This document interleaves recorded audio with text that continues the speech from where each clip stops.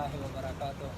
زما خوږو پښتنو ګرانو ګلالو په ما هلکانو زما ډېر زیات عزتمند ورونو السلام علیکم. ما ستاسو سره وعده کړې وه چې زه به په پښتو کې تاسو ته کټنګ ښایم، چونکې د دې نه مخکې موږ یو لایو ویډیو هم اپلوډ کړې وه په فیسبوک باندې، هغه هم تاسو کتلې ده. ورسره د هغې نه علاوه په یوټیوب باندې ډېر زیاته ملګرو دا غوښتنه کړې ده چې یاره موږ له په یوټیوب باندې ویډیو راکړه، ځکه چې زموږ ځای کې اکثر د نیټورک مسله شي نو د فیسبوک نه موږ ډاونلوډ کولی نه شو. نو که چونکې موږ ته په یوټیوب باندې میلاو شي او په هغه فیسبوک باندې چې کومه ویډیو وه هغه لایو ویډیو وه تقریبا د 1 غنټې نه سیوا وه، نو هغه به هم تاسو کتلي. او د هغې نه علاوه ما دا د ځان سره فیصله دا وکړله چې یاره زه تاسو ته په پښتو کې یو څو شارټ ویډیوګانو کې زه خپل مکمل کټنګ وښیم، چونکې پښتو زما مادري ژبه ده، زما مورنۍ ژبه ده.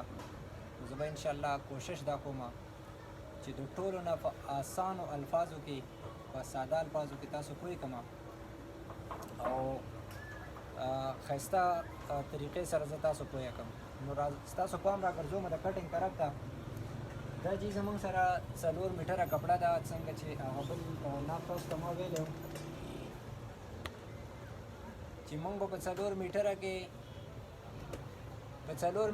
به موږ څنګه یو سوټ کټ کوو او د هغې چې کوم زموږ سره اکثره جوړونه را شي غټ سوټونه را شي نو دا چونکې یو نارمل باډي ده، دومره اوږد خو نه هم دی، 43 لمبایي ده زموږ سره د 23 نستوڼی دی، 42 شلوار دی او 9 پنچه ده، فل ګیر غواړي. فل ګیر مطلب هاف پټیاله هم ورته ویلی شي. فل ګیر کې زه تاسو ته ښایم چې څنګه به کټ کولي او په څه طریقه صحیح، چونکې دلته زمونږ په دې علاقه کې څوک وایي ماله 3 سلایانو په پنسل باندې وه، څوک وایي ماله 2 وه، څوک وایي ماله 1 وه، څوک وایي ماله بلکل ساده جوړېږه. نو ده هم فرمایش کړی دی د 3 بټۍ یو لاندې را شي یو د پاسه را شي. نو دله به هم زه پرتوګ په هغه طریقه کټ کوم د اسانۍ لپاره، ولې چې په دې کې تاګانې نشته، مازدیګر ته هم سهولت شي. نو د ټولو نه لومړی به موږ د دې نه د فرنټ باډي کټ کوو چې د هغې لینث زموږ سره 43 دی، لمنې ګول دي. نو ما تاسو ته ویلي مو چې 2 انچې به سیوا واخلئ. زموږ سره به د دې لمبۍ موږ 45 انچې اخلي، 45 کې به دا را ماته کړي دغه شانته او د دې نه به بلکل سیده. خو تاسو ته ما مخکې هغې ویډیو کې ویلي چې اول به تاسو چوړۍ ناپ کوئ. زموږ سره چوړۍ د 22 انچې ده، نو چونکې زموږ سره کناره د دې د پورې جوړېږي دا کپړه لږه خرابه ده، نو چې 22 دا زموږ سره تقریبا 26-27 ته رسي.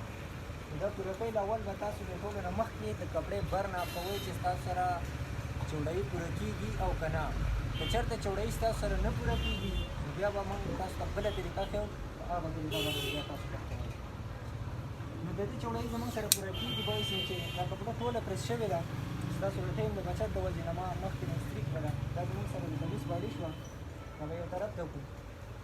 هغې نه بعد زه تاسو ته ښیم چې شلوار څنګه کټ کېږي، پرتوګ څنګه کټ کېږي او فول ګیر چې ورته ویلی شي یا مطلب هاف پټیاله ده، د هغې طریقه کار څه دی. نو دا هاف پټیاله یا فول ګیر موږ کټ کوو. کپړه به دغه شانته دواړه ډبله کې او د دغه نه علاوه په سکویر باندې به ورسي د نشان د کپړې په دې حساب باندې ولګوئ چې کوم کپړه دي تاسو سره چې هغه مکمل وي او دا نشان به د آخر سره وکړو. دا زمونږ سره د کاغذ دپاره کوم نشان چې ولګېدو د دې نه به موږ اوس د پرتوګ ناپ کوو. د ده به موږ 42 د ده لمبایي ده، هاف پټیاله دی، نو د ده شل چې کوم خښتک کټ کېږي یا سن چې ورته ویلی شي نو هغه 20 انچې عام کټ کېږي. خو لیکن د ده هاف پټیاله ده نو دې کې به 1 انچه سیوا واخلئ. او که بیا فل ګیر را شي هغه را شي تاسو ته پټیاله را شي، فل پټیاله ده، هاف پټیاله ده یا فل ګیر هم ورته ویلی شي. په دې کې تاسو 1 انچه صرف د کومه د سن فاصله چې ده د خښتک فاصله چې دا 1 انچه سیوا کوئ تاسو. او که چېرته دغه را شي پټیاله را شي نو هغه بیا موږ لږ نور هم سیوا کوو، ځکه چې د ده لینت هم سیوا دی 42 انچې دی نو دا 45 کټ کېږي. زمونږ سره د ده 42 لمبایي ده نو دا به موږ 2.5 انچې دلته سیوا کړو، 2 انچې به د دې سره د فولډنګ لپاره کپړه واخلو چې بېرته را ماته کړو پنسۍ ته. د ده پنسه باندې سلایانې 3 او 1 ده چونکې زه تاسو ته د دې د وجې نه دا ښیم که تاسو سره په دې پنسه کې هر قسم ډیزاین څوک وغواړي هغه پکې تاسو جوړولی شئ. ستاسو د سهولت دپاره زه دا په دغه طریقه باندې کټ کوم. په دې کې تاسو مکمل طور باندې چې کومه ستاسو سره راځي ګم سلایي، په ګم سلایي کې هم دغه طریقه باندې راځي. او ورسره د هغې نه علاوه که یو سلایي غواړي څوک که دوه غواړي نو هغه ټول پکې کېږي. 9 پنسه و ما په 9.5 باندې نشان ولګاو. اوس د دې کومه فاصله چې زموږ سره دا تاسو ته ښکاري د خښتګ او د پنسې په فاصله کې زموږ سره چې دا کوم سکویر دی، نو په دې طریقې سره چې کله دا کوم نشان تاسو لګولی بهرنی د پنسې دا به د دې سره میلاو کړي مکمل سیده. او سکویر به هم په دغه طریقه دی هسې نه چې دا سیټ لاندې وینسي، نو نری سیټ به لاندې کړي او د پلن سیټ به بره کړي. دا به د دې سره میلاو کړي او د دې ځای نه به بل نشان ولګوي. د دې بره او لاندې به نیمه انچه فرق ساتي چې دا نیمه انچه سیوی دا نیمه انچه کم په هر یو پرتوک کې به دغه رنګ کړي. نو ستا پرتوک به تاویږي راتاویږي نه، په مزل کې رقمول نه کوي او ښایسته به هم ښکاري. او که چا بوس دی هغه له به هم مزه ورکوي او که څوک ورته ګوري هغه له به هم مزه ورکوي. دا لاین به بلکل سیده کړ چې کوم چې تا سره په غاړه کې باسي د هغې نه بعد نو بیا دا دویم لاین ټاکي. په دې ځای کې ما تاسو ته څه خبرې ښودلې وي چې دا یو هاف پټیالا شلوار دی او د دې نه علاوه چې کوم انټرنیشنل پرتوک کټ کېږي نو د ده په هغه حساب سره زموږ سره چوړوي د پرتوک چې کومه راځي یا د پرتوک ګیر چې کوم پکار دی هغه 24 انچې پکار دی. نو دلته به موږ نشان په 24 باندې لګو او دلته به لاندې کوم نشان چې لګي د خښتګ دپاره نو هلته به دا نشان به موږ نیمه انچه سیوا کوو څنګه چې تاسو ته ما مخکې ویل. خو د ده خښتګ چې کوم دی هغه به موږ 20 انچې اخلي اسان. بیا به د دې نه بعد موږ دا نشان د دې سره ملاوو څنګه چې ما دا مخکینی نشان لګولی او کټ کړی د دې طریقې سره. بیا که تاسو نه وغواړي څوک چې یاره مال انټرنیشنل پرتوک جوړ کړه نو د انټرنیشنل پرتوک دپاره به تاسو دا نشان په 1.5 انچه کې اخلئ 1.5 انچه کې. په 1.5 انچه کې چې کله ته دا نشان ولګې او دا د سکویر په دې طریقې سره کېږي څنګه چې دا وختي کوم نشان ما لګولی دی نو دا تا سره انټرنیشنل پرتوک دی. دا د هر علاقې او په هر ځای کې دا استعمالیږي. په دې کې تاسو په هر علاقه کې هم دغه شانته کار کولی شئ. بیا د هغې نه بعد تاسو ته ما یو طریقه بل هم ښودلې وه چې هغې ته پینټ پرتوک ویلی شي یا پټلامه شلوار دې ته ویلی شي. د هغې دپاره به موږ که چېرته دغه رنګه باډي نو د هغې دپاره به موږ 18 انچي د ده چوړایي اخلو د شلوار د ګیر او دا کوم چې خښتګ اخلو دا به نیمه انچه کم خو 19.5 دی. او دلته به دا خپل نشان په 18.5 کې ولګوو. دا نشان هم موږ په 18 کې ولګوو نو دا موږ په 18.5 کې ولګوو. د هغې سره به تاسو دا نشان چې څنګه تاسو دا نشان میلاو کړی دی داسې دا میلاو کړی داسې به دا میلاو کړی په دغه طریقې سره.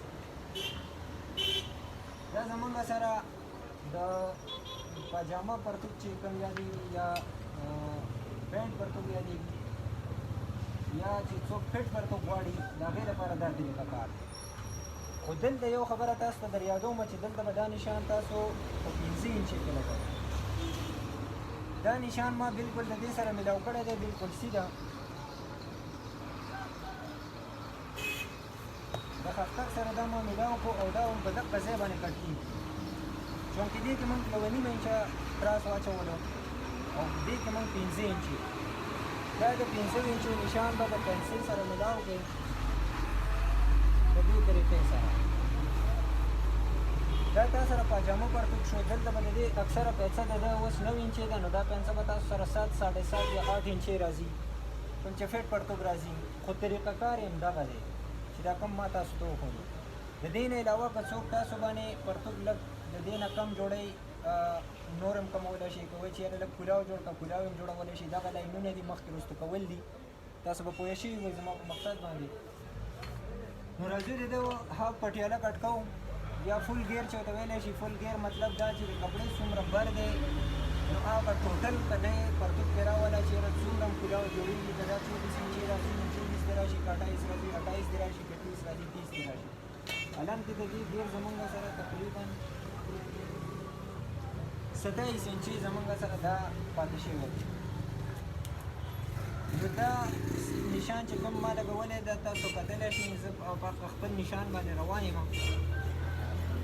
دا نشان به چې کله دې ځای ته راورسې نو دا کپړه به کراس والي چې دا کله فوډ شي چې واپس دې کپړې ته برابر شي که ته چېرته دا سیده کټ کړې نو بیا به دا دغلته مسله جوړوي او په دې حساب سره به د پنسې کپړه تا سره دا پاتې شي اوس دې کې که ته یو سلۍ لګې دوه لګې درې لګې که نه لګې که یو سلۍ د نه څوک غواړي هم پکې جوړولی شي نو په دې کې تا ته دغه سهولت میلاویدی شي د کټینګ نه وروسته هم څوک خپل فرمایش بدلوي نو بدل وي هېڅ خبره نشته دی تا سره به دغه آپشن موجود وي